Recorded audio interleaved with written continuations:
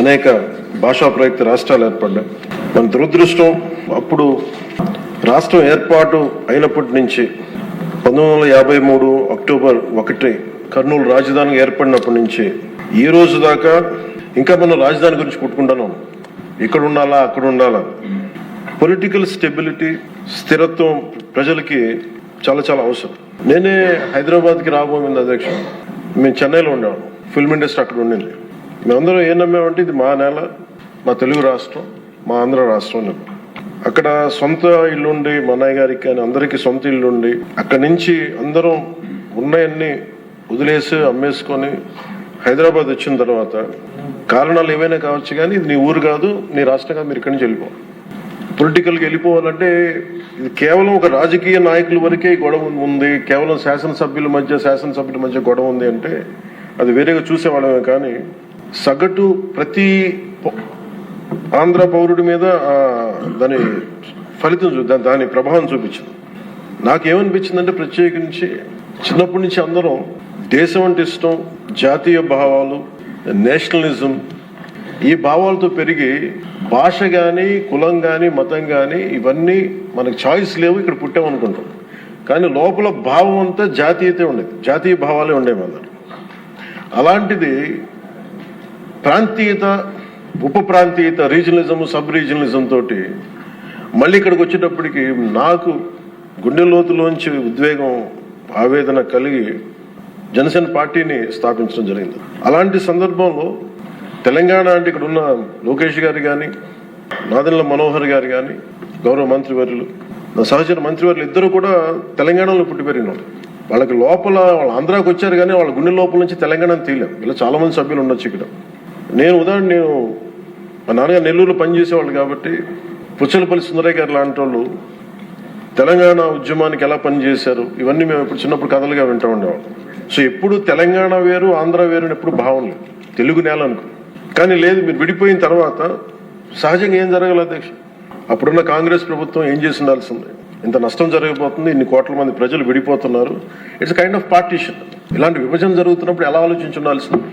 బాధ్యతగా అప్పుడున్న కేంద్ర ప్రభుత్వం కానీ, కాంగ్రెస్ లెడ్ యూపీఏ కేంద్ర ప్రభుత్వం కానీ, విభజించిన విధానం కానీ, అలాగే మనోహర్ గారు ఆ రోజున సభలో ఆయన సభాపతిగా ఉండి, సభాపతి స్థానంలో ఉండి ఆయన ఆధ్వర్యంలో జరిగిన మొత్తం పెట్టిన బిల్లు కూడా, the house while rejecting the AP Reorganization Bill 2013 resolves to request the Honorable President of India not to recommend the AP Reorganization Bill 2013 for introduction in the Parliament, as the bill seeks to bifurcate the state of Andhra Pradesh without any reason, basis and without arriving at a consensus in utter regard to the linguistic and cultural homogeneity and economic and administrative viability of both the regions. The bill also completely ignores the very basis of formation of states of Andhra Pradesh, the first linguistic state created in independent India. దీంట్లో ప్రత్యేకించి మీరు చూస్తే utter disregard to the linguistic and cultural homogeneity and economic and administrative viability. ఇందాక లోకేష్ గారు చెప్తున్నప్పుడు కనీసం ఆఫీసులు కూడా లేవని ఫోటోలు చూపిస్తా ఉంటే, నేను అప్పుడు ముఖ్యమంత్రి గారిని కలవడానికి వచ్చినప్పుడు ఆయన ఆఫీస్ చూశాను. ఏదో ఇంజనీరింగ్ ఆఫీస్లో కూర్చొని ఆయన చేసే విధానం ఉంటే, ఆయన క్వైట్ అన్ ఆప్టిమిస్ట్ కాబట్టి, ఆయన చాలా బలమైన ఆశావాది కాబట్టి ఇక టెంట్ వేసుకుని మనం చేద్దాం, డెవలప్మెంట్ చేద్దామన్న ముందుకు తీసుకెళ్తా ఉన్నారు. ఇలాంటి సందర్భంలో దీనికి ఒకసారి ప్రజల దృష్టికి కూడా తీసుకురావాల్సింది. అసలు భాషా ప్రయుక్త రాష్ట్రాలు కనుక పొట్టి శ్రీరాములు గారి ద్వారా జరగకుండా కనుక ఉంటే ఏం జరిగి ఉండేదనంటే, ఇది మనందరికీ చాలా చాలా అవసరం అధ్యక్షుడు. తెలుసుకోవాల్సిన, ప్రజలకు కూడా తెలుసుకోవాల్సిన అవసరం అందరికీ ఉంది. ఆంధ్రప్రదేశ్ రాష్ట్రం ఏర్పడకుండా కనుక ఉండుంటే భాషా ప్రాతిపాదికన తెలంగాణ ఈ రోజున మహారాష్ట్రలోని, తెలంగాణ పూర్తి తెలుగు రాష్ట్రం వెళ్ళేది కదా అధ్యక్షుడు. మహారాష్ట్రలోని నాందేడు, పర్బని, బీడ్, ప్రస్తుతం సంభాజీనగర్ అయిన ఔరంగాబాద్, ఉస్మానాబాద్ జిల్లాలో కొంత భాగం, కర్ణాటకలోని గుల్బర్గా, బీదర్, రాయచూరులో కొంత భాగం కలిసి ఉంది. 1956 అదే భాషా ప్రాతిపాదికన ఈరోజు కేరళ ఏర్పడింది అంటే, మద్రాస్ ప్రెసిడెన్సీ నుంచి మలబార్ జిల్లా, కాసర్గోడ్, ట్రావెన్కోర్, కొచ్చిన్తో కలిసి మళ్ళీ కేరళ రాష్ట్రం ఏర్పడింది. అలాగే ఈ రోజున మనం చెప్తున్న మైసూర్ దీని రాష్ట్రం, బళ్ళారి, కొల్లేగల్ తాలూకా, సౌత్ కెనరా కలిసి కన్నడ మాట్లాడే ప్రజలు కర్ణాటక రాష్ట్రం ఏర్పడింది. బాంబే ప్రావిన్స్, మహారాష్ట్ర, గుజరాత్ ప్రత్యేక రాష్ట్రాలుగా ఆవిర్భవించాయి. తర్వాత పంజాబ్, హర్యానా, అన్ని రాష్ట్రాలు భాషా ప్రయుక్త రాష్ట్రాలుగా మన ఆంధ్రప్రదేశ్ త్యాగంతో నలిగిపోయి ఉనికితో ఏర్పడ్డ తర్వాత తిరిగి మనకి ఒక రాష్ట్రం కావాలి, మనకి ఇది కావాలంటే ఈరోజు రాజధాని లేకుండా ఇన్ని 70 సంవత్సరాల పై, దాదాపు 68-70 సంవత్సరాలు అయినా కానీ, 6 దశాబ్దాలు దాటినా కానీ ఇంకా మనం ఒక రాజధాని లేని రాష్ట్రంగా, ఇంకా సరైన వసతులు లేని రాష్ట్రంగా, ఒక అడ్మినిస్ట్రేటివ్ సౌకర్యాలు లేని రాష్ట్రంగా, ఒక హైకోర్టు సమూలంగా బలమైన హైకోర్టు లేని రాష్ట్రంగా ఇంకా మనం కొట్టుకుంటానే ఉన్నది. ఇది నిజంగా చాలా ఆవేదన కలిగించేది, చాలా బాధ కలిగించేది. ఒకసారి అనిపిస్తుంది అసలు భాషా ప్రయుక్త రాష్ట్రాల ఏర్పాటుకు లేకుండా ఉండి ఇంకోలా ఉండేదేమో పరిస్థితి అని. మన అన్ని రాష్ట్రాలకి దేశం మొత్తం మీద మనకి జాగ్రఫీలు మార్చి మన జాగ్రఫీని తుడిచిపెట్టేసుకుని అటు ఇటు ఇంకా కొట్టుకుంటా ఉన్నాం. ఒక క్యాపిటల్ లేదు, ఇంకోటి లేదు. ఇవన్నీ నేను ఆలోచించే 2014లో బేషరతుగా ఎలాంటి కండిషన్స్ లేకుండా ఒకేసారి కూర్చొని నేను ఎందుకు చంద్రబాబు నాయుడు గారి నాయకత్వం తెలుగుదేశంకి మద్దతు పలికానంటే ఇది నా దేశం మీద ఉన్న ప్రేమ, నా ఆంధ్రప్రదేశ్ నేల మీద ఉన్న గౌరవం. ఇది ఎందుకంటే ఆయన లాంటి వ్యక్తి ఒక 4 దశాబ్దాల అనుభవం ఉన్న వ్యక్తి, నాయకుడు. ఆయన లాంటి వ్యక్తి చేతిలో ఆంధ్రప్రదేశ్ ఉంటే చాలా బాగుంటుంది. వారు నిర్ణయం తీసుకున్నారు అమరావతి రాజధానిగా ఉండాలి అని. అప్పటికి మనం రింగ్ రోడ్స్ ఇవన్నీ గొడవలు చూసాం. ఎక్కడైనా సరే భూ సమీకరణ అంటే చాలా గొడవలు ఉంటాయి. అలాంటిది 32,000 33,000 పైచిలకు ఎకరాలు తీసుకుంటున్నప్పుడు 80 to 90% చాలా సజావుగా సాగింది. అది నేను ఆ రోజుల్లో ఉన్నప్పుడు కొన్ని పరిస్థితులు వచ్చినాయి. ఉదాహరణకి ఉద్దండరాయనిపాలెం దగ్గర చాలా మంది దళిత కులాలకు చెందిన రైతాంగం వచ్చి నా దృష్టికి వచ్చి ఇట్లా మేము కూడా ఇక్కడే అంటి పెట్టుకున్నాం, మాకు కూడా కొంచెం వేతనం కొంచెం ఎక్కువ ఇప్పించండి, కొంచెం మనకి కాంపెన్సేషన్ ఎక్కువ ఇప్పించండి అంటే అది ఆ రోజున వారి దృష్టికి తీసుకెళ్ళినప్పుడు వాళ్ళకు కూడా న్యాయం చేశారు. ఇవన్నీ చేసిన తర్వాత ఎక్కడో ఒక చోట ముందుకు వెళ్తున్న పరిస్థితుల్లో 1924 ప్రభుత్వం మారింది. ప్రభుత్వం మారిన తర్వాత అసలు దాని మీద ఎంత కక్ష కట్టారండి అంటే ఈ లోపుల్లోనే దాని మీద చాలా అభండాలు వేశారు. ఖచ్చితంగా భూమిని తీసుకుంటున్నప్పుడు కొన్ని సమస్యలు వస్తాయి అధ్యక్ష. అయిష్టతో ఉన్నోళ్ళు ఉంటారు, మొత్తం 100% సంతోషంగా ఎవరు, కానీ మెజారిటీ ప్రజలు మటుకు ఇష్టాపూర్వకంగా ఇచ్చారు. అందరూ నాలాగే నేను ఎలా అయితే వచ్చానో మన రాజకీయాల్లోకి మన ఉనికిని కోల్పోయాం, ఆంధ్రప్రదేశ్కి ఉనికి లేదు, రాజధాని లేదనేది నేను అమరావతి జిల్లా సంబంధించిన రైతాంగం అందరితో మాట్లాడితే చాలా ఎక్కువ శాతం మంది మా ఇష్టం తెస్తున్నాం. ఇక్కడ మేము నేల పోగొట్టుకున్నాం, హైదరాబాద్ పోగొట్టుకున్నాం, మేము ఇస్తాం అని చెప్పి చాలా మంది సంతోషంగా ఇచ్చారు. ఇందాక కేశవ్ గారు చెప్పినట్టుగా ల్యాండ్ తీసుకోవాలంటే గొడవలు వస్తాయి. అలాంటిది 30,000 పైన ఎకరాలు తీసుకుంటున్నప్పుడు ఎక్కడా కూడా ఎలాంటి ఇబ్బంది లేకుండా, గొడవలు లేకుండా, కేవలం సామరస్యపూర్వకమైన చర్చల ద్వారా అంటే ఓన్లీ ఆ చర్చలు కూడా దేనికి సంబంధించి మాకు ఎంత కాంపెన్సేషన్ ఉంటే మాకు ఎటువంటి దానివల్ల మా గౌరవ మంత్రి నారాయణ గారి ఆధ్వర్యంలో చాలా సానుకూలంగా సాగింది. పరిస్థితులు ఏమైనప్పటికీ 1924 మధ్యలో ప్రభుత్వం రాలేకపోయింది. ఆ రోజున ఉన్న ఆ ప్రభుత్వం రాలేకపోయింది. వచ్చినప్పటి నుంచి అసలు ఎలాంటి గొడవలు జరిగినాయి అంటానికి చాలా మీకు ఎంత బాధ కలిగించే అంశాలంటే, ఇంట్లో నుంచి బయటికి రాని ఆడవారు అసలు బయటికి రావాలంటే ఆలోచించేవాళ్ళు. అలాంటి ఆడపడుచుల మీద కష్టం, శారీరక శ్రమ తప్ప వాళ్ళ ఒంటి మీద వాళ్ళ శారీరక శ్రమ తప్ప ఇంకేమీ తెలియని వీళ్ళందరూ ఇష్టంతో పొలాలు ఇస్తే ఈరోజు ఇక్కడ రాజధాని లేదు, ఇక్కడ ఉండదు అనే ఒక గత వైసీపీ ప్రభుత్వం చేసిన దీనికి నాకు జనసేన పార్టీ కార్యాలయంకి వచ్చి ఆడపడుచులు ఎలా దెబ్బలు కొట్టారు, పోలీసులు ఎలా కొట్టారు అనేది నాకు ఇది వివరించే దృశ్యాలు అధ్యక్ష. అలాగే ఎలాగ వీళ్ళని వచ్చి ఎన్ని రకాల కష్టాలతో ఉన్నాం, మాకు ఏం చేస్తున్నారు అనేది మా జనసేన పార్టీ ఆఫీస్ దృష్టికి తీసుకొచ్చాం. ఆవిడికి ఇక్కడ చూస్తే మీకు ఆవిడ ఎలా కొట్టారు పోలీసులు అనేది ఆవిడ ఏడుస్తుంది. నేను ఇంట్లో నుంచి ఎప్పుడు బయటికి రాలేను, నా బిడ్డల భవిష్యత్తు కోసం ఇస్తే నన్ను ఎలాంతా దారుణంగా కొట్టారు చూడండి అని చెప్పి మేము చెప్పుకోలేకపోతున్నాం, మేము కూర్చోబెట్టి ఎక్కడెక్కడ కొట్టారు మీకు చెప్పలేకపోతున్నాం అనేది ఆవిడ చాలా హృదయ విదారకంగా చెప్తుంది. ఈయన పాపం పనిచేసుకున్న రైతే, ఆయన మాకు ఎందుకు కాంపెన్సేషన్ ఇవ్వట్లేదు అని అమరావతి గురించి ఎందుకు మీరు కంటిన్యూ చేయారంటే ఆయన మీద దాడి చేసి రిపీటెడ్గా ఆయన కొట్టింది ఆయన చూపిస్తున్నారు. ఇదే చూస్తే ఇక్కడ ఈ ఆడపడుచున్నాడు. నేను వీళ్ళకి మద్దతుగా వెళ్తే అధ్యక్ష మొత్తం ముళ్ళ కంచెలేసి కూర్చోబెట్టాను పోలీసులతో. ఈరోజు చూస్తున్న అమరావతి కానీ ఈరోజు చూస్తున్న ప్రాంతం కాదు, ఒక యుద్ధ వాతావరణం ఉండేది, గుబులు వాతావరణం ఉండేది. చట్టసభలోనే ఇందాక లోకేష్ గారు చెప్తున్నట్టుగా చట్టసభలోనే దాడులు చేసే పరిస్థితిలో ఉన్నప్పుడు, ఇంకా బయట శాసనసభ్యులకే రక్షణ లేనప్పుడు, ప్రతిపక్ష నాయకులుగా ఉన్న చంద్రబాబు గారికి రక్షణ లేనప్పుడు, ఇంకా సగటు రైతుకి ఏ రక్షణ ఉంటుందో మీరు ఊహించుకోగలరు. అలాంటిది మేము కూర్చోబెట్టి బయటకు వస్తే అధ్యక్ష మొత్తం ముళ్ళ కంచెలు వేసి మమ్మల్ని ఇక్కడ కూర్చోబెట్టి మీరు 15 నిమిషాలు కూర్చుంటే వెళ్ళిపోతామంటే ఇంకా నాకు విసుగొచ్చి గొడవ పెట్టుకొని మీరు వదిలితే వదలండి, లేదంటే మీరు కంచెల నుంచి ఒళ్ళు చిరిగిపోయినా ముందుకెళ్తామని చెప్పి ఆ పొలాల మధ్యలో నుంచి వెళ్తే అప్పుడు కూర్చోబెట్టి గొడవ పెట్టుకుంటే పోలీసులు వెళ్తే వాళ్ళందరూ చెప్పుకున్న బాధ అధ్యక్ష, వాళ్ళ ఏడుపుల అధ్యక్ష, పాపం ఈ రైతులు కన్నీళ్ళు చాలా ఇవన్నీ ఆవేదన కలిగించింది. ఈ అబ్బాయి అయితే ప్రత్యేకించి నోటి మాట కూడా రాదు అధ్యక్ష. ఈ అబ్బాయికి బాధ ఎలా కొట్టారో కూడా అబ్బాయి చెప్పలు. ఈ అబ్బాయి వీళ్ళందరూ కూడా దళిత కులాలకు చెందిన కుర్రాళ్ళు అధ్యక్ష.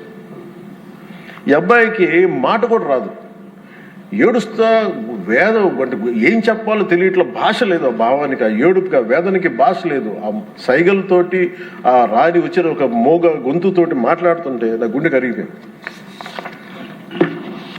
రైతాంగం అందరూ వచ్చి మమ్మల్ని రిపీటెడ్గా మాకు హెల్ప్ చేయండి, మీరు నిలబడాలంటే ఇవన్నీ కూడా నేను అప్పుడు మేము అలయన్స్లో ఉన్న భారతీయ జనతా పార్టీ కేంద్ర నాయకత్వం దృష్టికి తీసుకెళ్ళి ఆ రోజున జనసేన పార్టీ నుంచి చాలా బలంగా నిర్ణయం తీసుకున్నాం.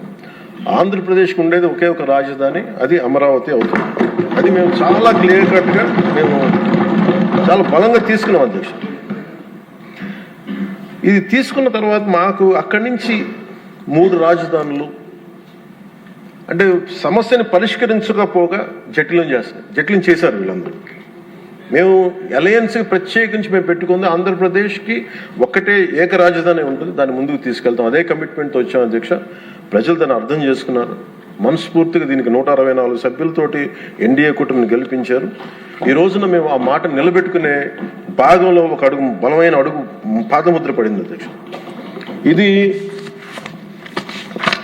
చట్టసభల్లో ఇచ్చే మాట జస్ట్ ఒక సింపుల్ ప్రామిస్ కాదు, ఏదో చేస్తాం అలా కాదు. చట్టసభలో ఇచ్చే మాట ఇట్స్ అ కమిట్మెంట్, అంటే వాగ్దానం అధ్యక్ష. ఏదో ఇచ్చాం కదా మాట అలా కదా, ఇది వాగ్దానం అనే పదమే వాడతాం.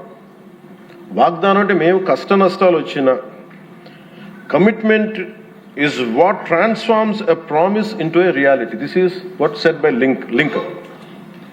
కమిట్మెంట్ ఉన్న చోట కన్సిస్టెన్సీ ఉంటుంది. అందుకే మేము ఈ రోజున ఎన్డీఏ కూటమి ప్రభుత్వం చంద్రబాబు గారి నాయకత్వంలో we are committing, we have committed, we will make sure this is only going to be the capital of state of Andhra Pradesh. We will take it forward.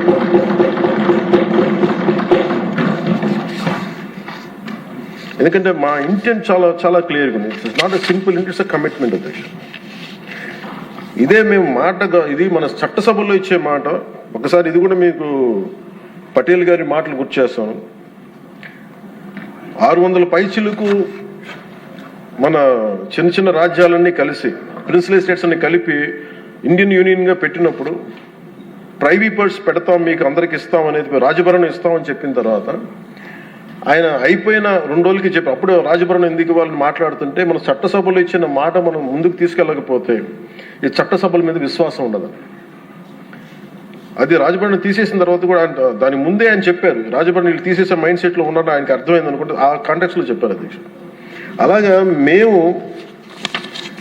This should be a commitment ఇందాక లోకేష్ గారు చెప్తా, ప్రతి ఒక్కరికి ఇదే భయం ఉంది, మళ్ళీ రేపు పొద్దున వీళ్ళు వస్తే ఏం చేస్తారని. ఏమీ చేయలేరు, రారు, ఏమి చేయలేరు. దానికి ప్రతి పెట్టుబడి పెట్టేవాడు, భూమి ఇచ్చిన ప్రతి రైతు, సెంటు భూమి ఇచ్చిన రైతు దగ్గర నుంచి 1,00,000 కోట్లు పెట్టిన మన లక్ష్మీ గారి దాకా ప్రతి ఒక్కరు ఏమడుతుంది, they need stabilities. We have to commit our selves. We will give stability for the 5 crore people of Andhra Pradesh. Through that we stabilize our country Bharat.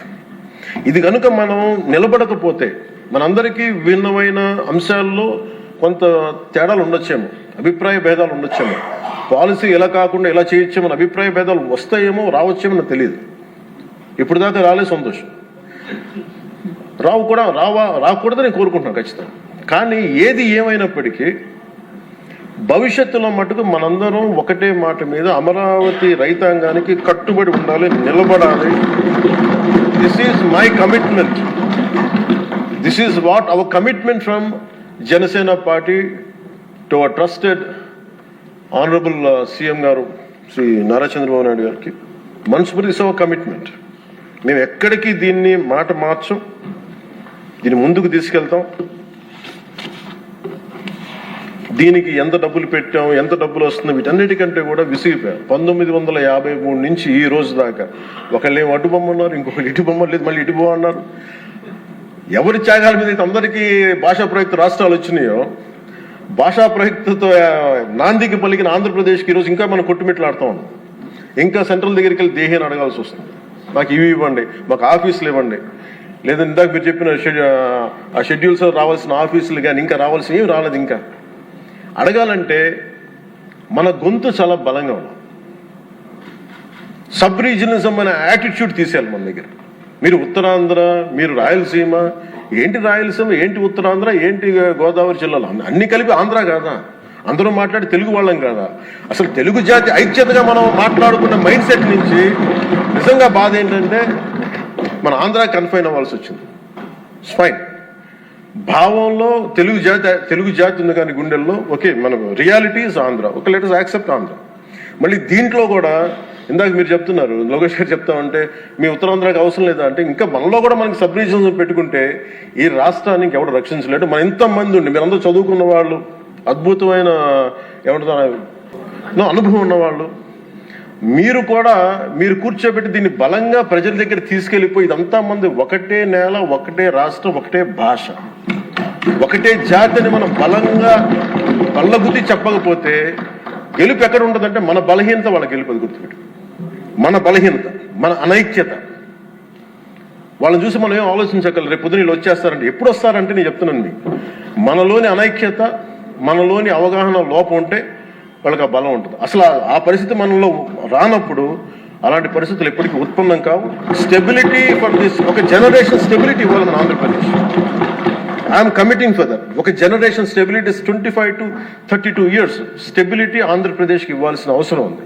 ఇది ఈ రోజున ఇక్కడ ఉన్న వాళ్ళు ఎవరు కూడా అధ్యక్ష, ఎవరికి డబ్బులు అవసరం లేదు, ఎవరి పనులు వాళ్ళకు ఉన్నాయి, ఎవరి జీవితాలు వాళ్ళకు ఉన్నాయి, ఎవరు వ్యాపారాలు వాళ్ళకు ఉన్నాయి. నా ఫిల్మ్ యాక్టింగ్ కెరీర్ ఉంది, నాకు ఇవన్నీ నాకు దీంట్లో నాకు లబ్ధి పొందేది నాకేం అవసరం లేదు. కానీ నా భవిష్యత్తు ఒక్కసారి స్టెబిలైజ్ అయిన తర్వాత మేము తెలంగాణ నుంచి తిరిగి ఇది మీకు సంబంధం లేదని అనుకున్నప్పుడు ఈ బాధ ఇంకెవరికి రాకూడదని అనుకున్నాం అధ్యక్ష.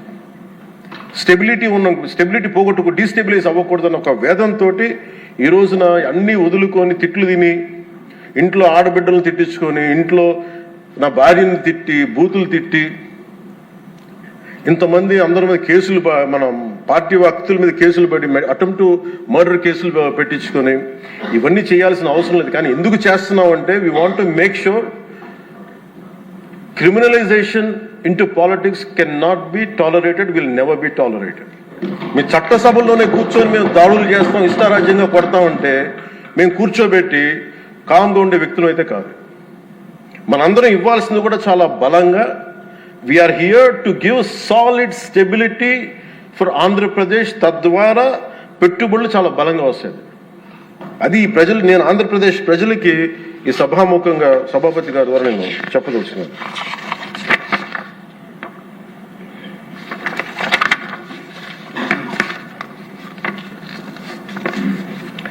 చంద్రబాబు నాయుడు గారి దగ్గర నేను ఒకటే చూశాను అధ్యక్ష. నేను ఎక్కడ చెన్నై నుంచి వచ్చాను, నేను హైదరాబాద్కి ఎర్లీ 90s వచ్చాను. 90s వచ్చినప్పుడు నాకు పుస్తకాలు చదివేటప్పుడు నాకు లీ క్వాన్ యూ గురించి తెలుసు. Founder president city state of Singapore. మేము చూస్తుండగా హైదరాబాద్ రూపురేఖలు మారిపోవడం నేను ప్రత్యక్షంగా చూశాను. మేము తిరిగిన మాదాపూర్ కొండల్లో కానీ లేదంటే ట్రెక్కింగ్కి వెళ్ళిన కొండల్లో కానీ అసలు ఏమి రాదు, ఏం జరగదని, ఈ కొండల రూపురేఖలు మారిపోతాయా అని అనేది చాలా ఆశ్చర్యంగా అనిపిస్తే మేము చూస్తుండగా రోడ్లు వెడల్పోయినాయి. అసలు ఇంత రోడ్లు జనం లేరు కదా, ఇంత రోడ్లు దేనికి అనుకునేవాళ్ళం. అంటే 4 కార్లే కదా, 10 కార్లు వెళ్తాయి. బట్ ఆయన పాప ఆయన అందరినీ అప్పుడు పేపర్ బాగా చదువుతుంటే మాకు అర్థమైంది. ఆయన అందరూ అంటూ ఉండేవాళ్ళు మాటలు, ఈ ఏంటి వరల్డ్ బ్యాంకుతో కుమ్మక్కైపోయి చేశారంటే అది ఈజీగా ఉంటుంది ఆ మాట అనేయటం, కానీ దాని విలువ ఈ జనరేషన్ అనుభవిస్తుంది. ఒక పొలిటికల్ లీడర్ నెక్స్ట్ ఎలక్షన్స్ గురించి ఆలోచిస్తాడు.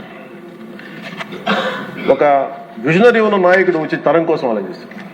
ఖచ్చితంగా అది ఆ దార్శనికత ఉన్న చంద్రబాబు గారు చేసింది.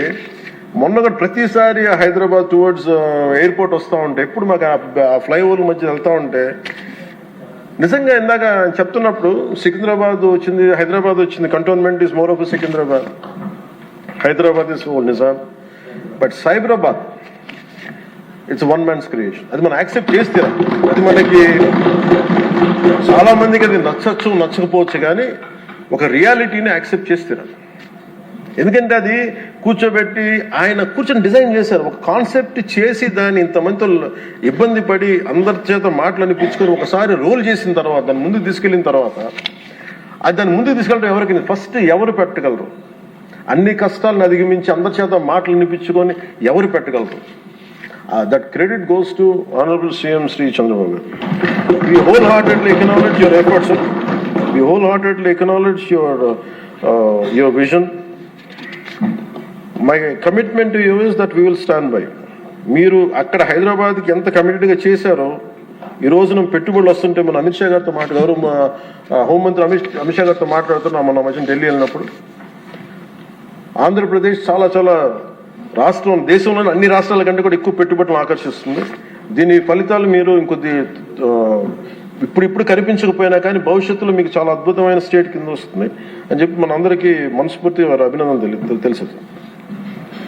అలాగే ఈ రోజున కూటమి ప్రభుత్వం అధికారంలోకి వచ్చిన వెంటనే అమరావతి రైతులకు ఇచ్చిన మాట నిలబెట్టుకుంటూ రాజధాని నిర్మాణ ప్రక్రియను పునఃప్రారంభించాం.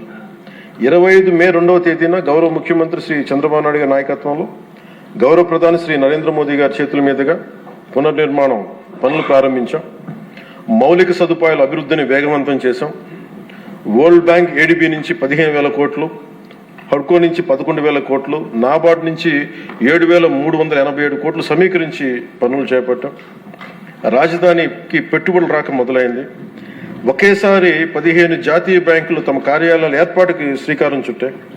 మరో 28,000 కోట్ల పెట్టుబడులు వచ్చాయి. అమరావతి ఒక సాధారణ రాజధాని కాదు, ఇది ఒక ప్రజా రాజధాని, ప్రపంచ శక్తిగా రూపుదిద్దుకున్న రాజధాని. అమరావతి ఆంధ్రప్రదేశ్ రాష్ట్ర శాశ్వత రాజధాని.